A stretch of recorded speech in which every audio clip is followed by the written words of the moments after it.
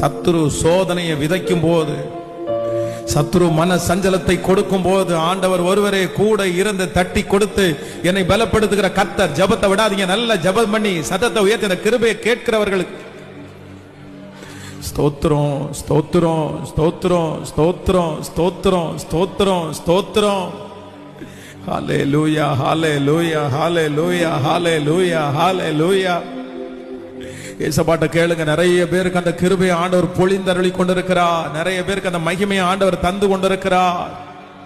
நிறைய பேருக்கு அந்த மகிமை தலை மேல வைக்கப்படுகிறது. யாரோ ஒருத்தரிடத்துல ஆண்டவர் இன்னைக்கு ரொம்ப நேருக்கு நேர் கர்த்தர் பேசி இருக்கிறார். இன்றைக்கு இருக்கிற வார்த்தை வேற யாருக்காகவும் இல்ல. அம்மா உங்களுக்காக தான், சிஸ்டர் உங்களுக்காக தான், பிரதர் உங்களுக்காக தான், தகப்பனே உங்களுக்காக தான் ஆண்டவர் பேசினாரு.